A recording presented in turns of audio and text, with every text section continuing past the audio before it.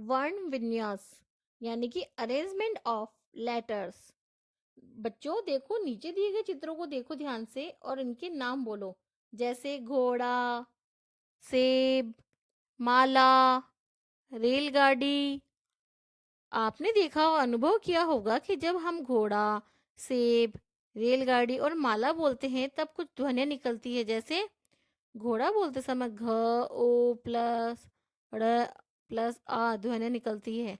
इसी प्रकार अन्य शब्दों से भी यही ध्वनियां निकलती है, जैसे सेब, रेलगाड़ी से र प्लस ए प्लस ल प्लस अ प्लस ग प्लस आ प्लस ड प्लस बड़ी, यानी कि रेलगाड़ी।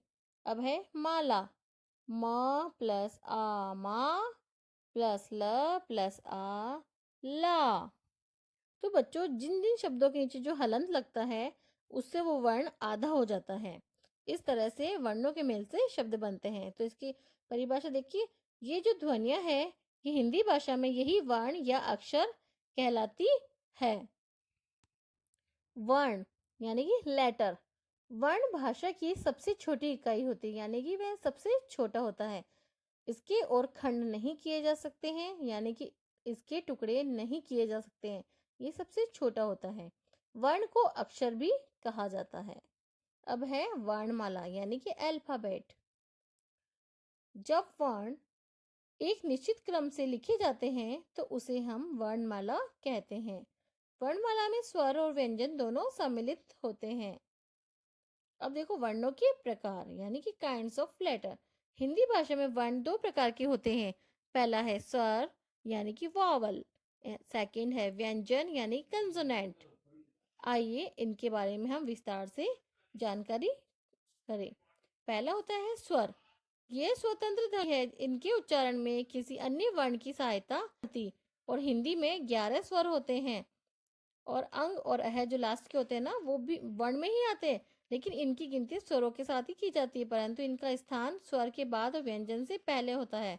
यानी कि इनका प्रयोग देखो समझते हैं। जैसे अंग, इसे अनुस्वार कहते हैं। इसका उच्चारण नाक से होता है और अंग का चिन्ह इस तरह से होता है।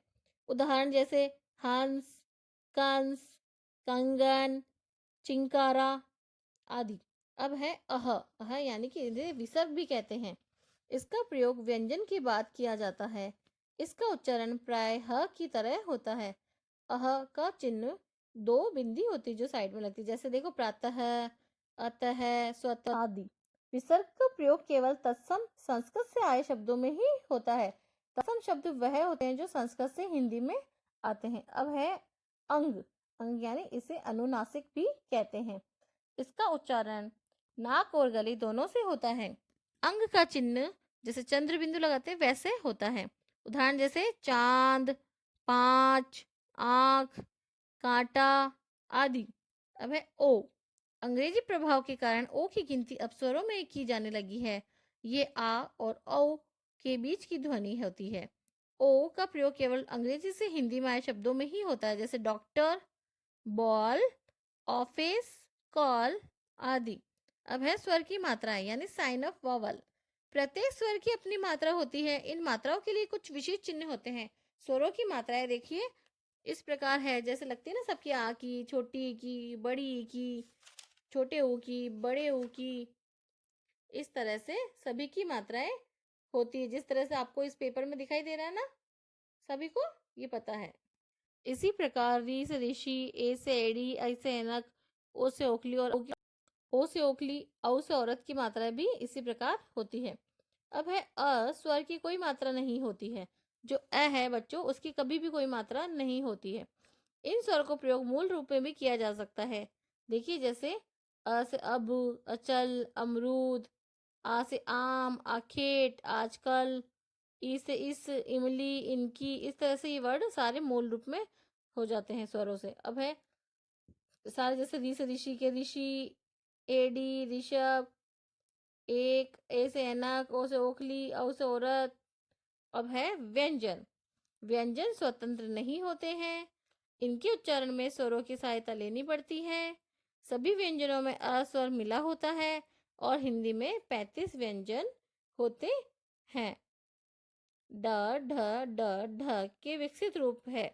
इनकी गिनती भी अब व्यंजनों के साथ ही होती है।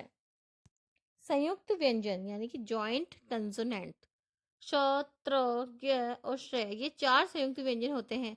ये 2 व्यंजनों के मेल से बनते हैं। श जैसे क से कबूतर और श से षटकोण, इन दोनों से बना है श। यानी शब्द देखिए, क्षत्रिय, कक्षा, रक्षा। त्र त से तरबूज और र इन दोनों से मिलके बना है त्रिकोण, मात्रा, छात्रा। ज्ञ ज और य दोनों से मिलके बना है ज्ञ, जैसे यज्ञ, ज्ञान, ज्ञात। श्र श छलजम और रै से मिलके बना है श्र, यानी कि श्रम, आश्रम, परिश्रम। इस तरह से ये शब्द संयुक्त व्यंजन से बने हैं सारे। अब देखिए, अरहित व्यंजन इस प्रकार लिखे जाते हैं, जैसे अरहित यानी कि उनके नीचे हलन लगाया जाता है, जैसे क, प, ख, म। और व्यंजन के नीचे लगने वाली तिरछी रेखा को हम हलन कहते हैं। ड और ढ के वर्णों के नीचे बिंदु लगाकर ड और ढ ध्वनियां बनती है, जैसे घोड़ा, कपड़ा, पढ़ना और चढ़ाई। ज और फ व्यंजनों को भी हिंदी में स्वीकार कर लिया गया है, जैसे जरा, फान आदि। र के जैसे विभिन्न रूप होते हैं, जैसे रेफ की मात्रा और पदेन की मात्रा, जैसे कार्य, मार्ग, सूर्य, ड्रम, ट्रक, ट्रंक, क्रम, भ्रम। तो बच्चों, समझ में आ गए सारी? धन्यवाद।